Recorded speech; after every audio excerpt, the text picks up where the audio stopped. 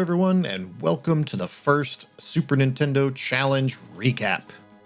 I'm working my way through every officially released North American Super Nintendo game, and that's, hold on. How many games was that again? Oh, that's a lot.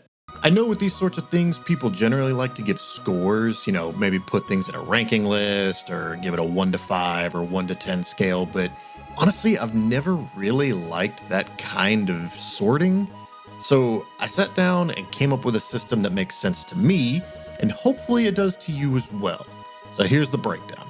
A tier 1 game is something that I just do not think is worth playing, ever. Like there's no redeeming quality to be found with this game.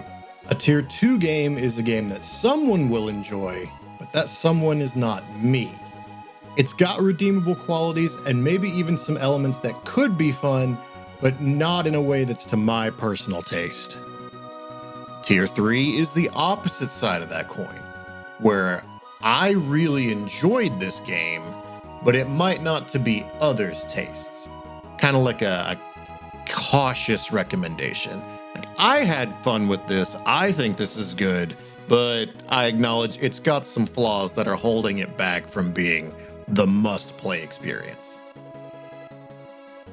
And that, of course, leaves us with Tier 4, which is, absolutely worth your time. If you haven't played this game, play it now. If you have played it, play it again.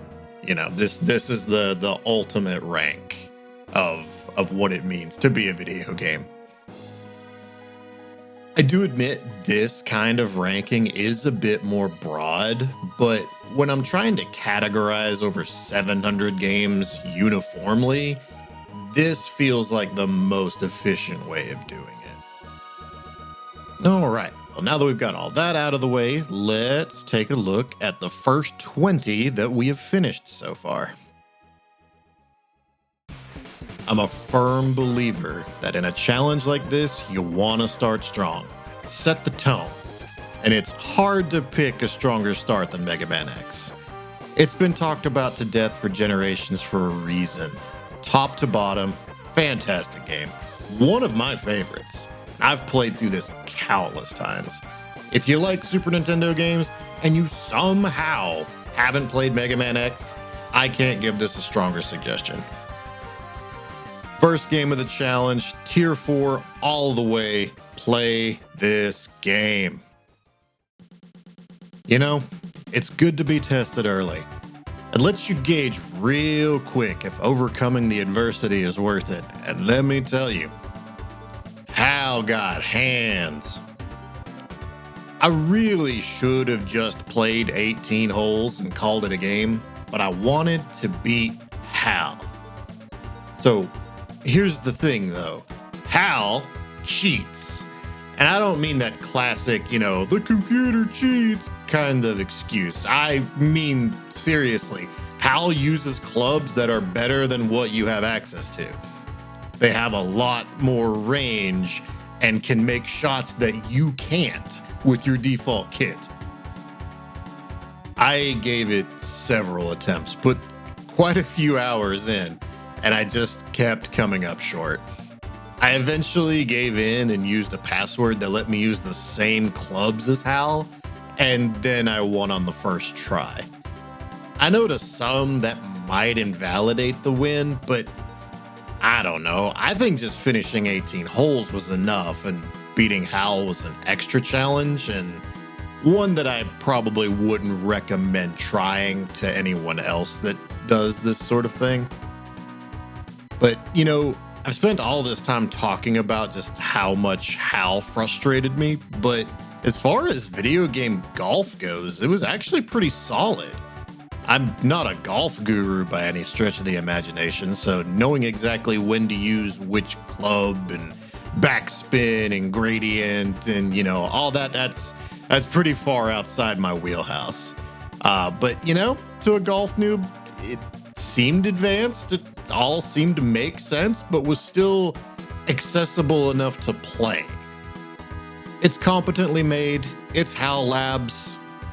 Obviously, someone is going to enjoy this. I didn't really like it. So for me, that is the perfect tier 2 placement. So this is the first of many movie tie-in games that we're going to be playing. And, I'll be completely honest. Once you get used to the slippery controls, it's not a bad time. Most of the levels are pretty short, so you get that kind of like quick progress dopamine when you're flowing through stages, and that's always a plus. Now, the last stages, though, I don't really have a whole lot of defense for. There's just some really bad design going into those that do kind of suck a lot of the fun out of the back end of the game, but I think there's still enough fun to be had here that it's worth checking out. I thought it was going to be a lot worse than it actually was. I think this is a perfect candidate to be our first tier 3 game. It's not winning any awards, but if you got an afternoon to kill, why not? Oh man, the instant whiplash from that beautiful, crunchy SNES Spider-Man theme right into that atrocious LJN Rainbow. I loved the 90s Spider-Man cartoon as a kid, so I really, really wanted this game to be fun. Despite obviously knowing from the splash screen what odds I was being stacked up against, but yeah, this game ain't it. The best accolade I can give is that it's not unplayable. It functions. And the sprites aren't bad. You can tell I'm really struggling to try and come up with a lot of positives for this game. I know that it's going to be nostalgic for someone, so I'm not just going to sit here and, bash on it forever. But you can pretty safely skip this one. I'm not going to put it in tier 1 just on principle. I think there is enough here that it's still playable, and I know it's far from the worst way that you could spend your time, so might be controversial, but I'm gonna place this one in tier 2. I had no idea what to expect going into this one. In my head, I had some kind of image of the character from Sonic the Fighters, but no, I guess the Fang is supposed to be a play on the main character being a vampire. It wasn't really made clear to me, especially because you attack with a magic hat and a deck of playing cards. But you know what? All that aside, I actually really liked this one. It's not overly long and it's really charming. The only complaint that I actually have for it is it gets a little grindy, and some of the stages have some pretty steep level curves. For whatever reason, there is no shop at all in the final stage. So in the stage beforehand, you need to grind out enough items to carry you through to the end. And that's, I don't know, that feels a little malicious by design. Now, I did read that the US release of the game was made intentionally more difficult, which was pretty common back then due to the rental market. So if you think that this game might be a little on the difficult side, maybe try out the Super Famicom version. I don't know the differences, but if that reduces some of the grinding, I think that would actually make this tier 4 candidate. But as it stands with the version that we have, I'm putting it in tier 3. Check it out if it interests you. I liked it, but I totally understand if some of those aspects are a put off for you. How did this make it to production? I absolutely refuse to believe that anyone in quality assurance testing this gave it a green light, but they just released it anyways. This is the hottest of trash. I don't even suggest trying this one as a joke. I did admittedly take an easy out on this one, but none of the other modes would have changed, and the monotony would have been bad, not only for my sanity, but anyone watching. I want to make very clear this won't be the win condition for every sports game. I actually really like sports games, but this is a case where I made an executive decision for the sake of entertainment. Tier 1 avoid at all costs. There are a ton of licensed tie-in games on the Super Nintendo, and most of them are pretty bad. But, you know, when you see that classic Konami boot up, it at least gives you a little bit of hope.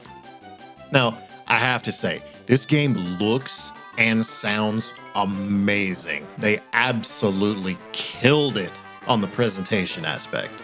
But as far as gameplay goes, they added this depth of plane that takes a lot of getting used to. It's not very intuitive, and honestly, I don't know that I ever 100% got it down. It's not unplayable, it's just weird. And some of the stages, and especially the final boss, are really, really difficult, like surprisingly so. So, all in all, I give this one a cautious recommendation. Check it out if you're interested, but be aware that it might take you some time to get the feel for everything. I'm slotting this one in at tier 2. I know there are people that are going to absolutely love this game, but it just didn't quite make the cut for me. Oh boy, where to start with this one? Well, I really, really don't like puzzle games. And I fully admit that every single source of grief I had with this one is all self-inflicted. I mean, it's classic Blizzard, back in the golden era when they couldn't miss. So obviously it's very well made. And the music is awesome. All of the design just oozes that classic Blizzard charm. And that puts me in a unique situation when I'm trying to do this recap, because if I step outside of myself, I can very clearly see that if you're into this kind of puzzle platformer, this is going to be an amazing experience for you. But this just is not for me. So I know I'm putting another high profile game into tier 2, but it just, if something is not for you, then it's just not for you. And unfortunately in this case, this one is just not for me. Well, after trudging through Lost Vikings, I was very relieved that the Marble Gods blessed me with this one. Star Fox is awesome. Even when its original outing here can be measured in seconds per frame. When I get the itch to play Star Fox, I generally play Star Fox 64, but there's still plenty of fun to be had here. For this playthrough, I did do the easy route, which takes, less than an hour, so you can sink as much or as little time as you want into this one and still walk away satisfied, I think. And come on, that Corneria music? Tier 4, obviously. So this is one of the Amiga to Super Nintendo conversions. This game kind of felt more like a fleshed out Smash TV. It's not twin stick, but the general vibe is still kind of the same. I enjoyed it quite a bit. It gets pretty difficult, especially in the later stages, but there is a password system. Now, it's a per world and not per level password, so it's not as lenient as it probably could or really should be. But if you have enough patience and elbow grease, you can get to the end. I do, however, wish that it kept its original name in the port, the Chaos Engine. That's just a cooler name than Soldiers of Fortune. Tier 3. Also known as Sensible Soccer outside of the US, this goofy little sports title looked more like something you'd see on a handheld than on the Super Nintendo. My guess is that they opted for the tiny low poly players to make sure the speed of the game stayed at its peak. I don't really know much about soccer and even less about international soccer, so I did struggle a little bit with this one getting the tech down. But once I kind of looked up what teams were good, I was able to make my way through the championship and win a cup. All in all, it's not a super complicated game, but I was glad that my first soccer game was pretty straightforward. I know some of the later ones, like probably in the FIFAs, are going to be a bit more involved, so glad I got to start off easy. Tier 2 for sure. From football to football, sometimes the marbles have a sense of humor. Now, American football is something that I do know a little bit about, especially the NFL. I love the Madden games, and this is no exception. Looking back on this one, I probably should have done a playoff run and won the Super Bowl, but I was still kind of figuring out how to handle sports games. There's always a balancing act of ensuring that you feel satisfied with your clear condition, but also acknowledging that you're trying to be engaging and entertaining, and sports games can be a bit repetitive. I used the Falcons and just dog walked the Jets and called it a day, but this is one I might circle back to in the future just to play a little bit more so I feel more complete about the win con. It's not like I really need my arm twisted to play more Madden. This one is a tier 3. Listen, there are a lot of sports games when you tackle full system challenges, so pulling several in a row is an inevitability. It's just really unfortunate, though, that even though Sports Illustrated was a premier sports magazine at the time, all of the games with this branding are teetotal garbage. On the SNES, anyways. Instead of one good sports game here, you got a combo pack of 2 bad ones. The only options here were Exhibition and Season, and I really don't want to think about playing 150 plus games of a baseball season to call this a win, so a victory in both games felt like a sufficient win con to me. The football portion was super easy, but baseball was super obnoxious. I strongly suggest avoiding this one. There are much better sports outings on the Super Nintendo. Tier 1. This game. This was a gut check and a half. One of those games that really tests your commitment to a challenge like this. So, at first blush, War 2410 is just a fairly simple, grid-based, tactical RPG. Each mission has its own designated loadout, so you don't pick your units. Units don't have experience or promotions. Like, everything is as bare bones as it can be. Now, I get asked periodically, what's the worst game I've played doing this? And I find that question sometimes hard to answer.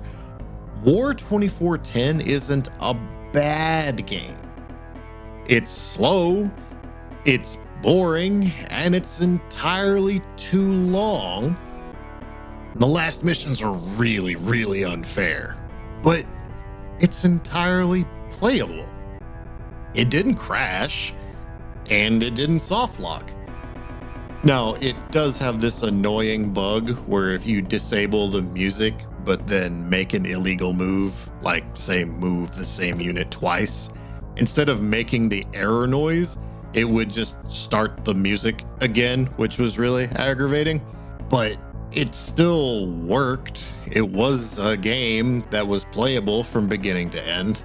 And it's absolutely the least fun that I had through the entire challenge so far.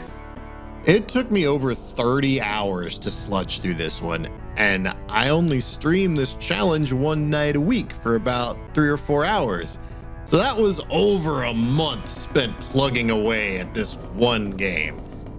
By the end, I was begging for it to be over, and there's a sequel. And it is haunting me. It is on that list, just lurking like a demon waiting to strike when I least expect. I'm giving this a tier 2 because I know some hardcore strategy nuts are going to enjoy this game, and it, like I said, it's not bad. I just really did not like it. You know, for the most part, I think the light gun arcade conversions to Super Nintendo actually work out pretty well. And when I learned that this one specifically had compatibility for the Super Nintendo mouse, I actually went out and picked up one of the Hyperkin optical mice to use on this one, and it was a ton of fun.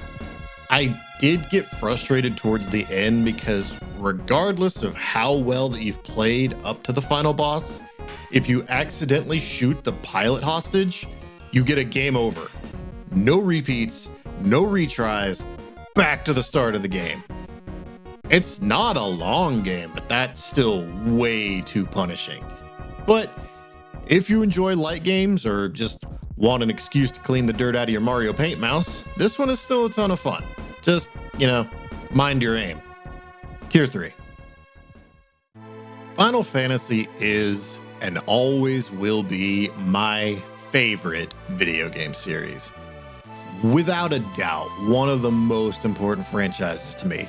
As evidenced by my full tattoo sleeve and my wall of Final Fantasy games, and, even on this channel where you can find a playlist with all the super boss kills. I've played through this game more times than I can count. But, until this playthrough, I had never gone through the process of setting up Wind God Gao. And let me tell you, it is worth every second. I typically don't even use Gao, I just set him on the bench at first opportunity. But this Super Nintendo exclusive setup was a ton of fun to carry into the late game. I also used a cavalcade of goofballs with essentially zero synergy in the final team, and that made for a really fun reclear of one of my favorite games. Tier 4, as if I even needed to spell it out at this point. Sometimes you roll up a bad game and it's just whatever, Bad games exist. It isn't new. You joke about it or whatever it takes to get you through, and then you move on. But every now and again, you come across a special kind of bad game. The infuriating kind. And not because it's bad, but because you can see how much wasted potential is laid out before you. Just look at this game. The art is perfect, down to the smallest of details. They perfectly captured the Looney Tunes aesthetic into Super Nintendo pixels. So clearly the team working on it cared. They wouldn't have put this much effort into making it look as good if they didn't, but this game is not fun to play.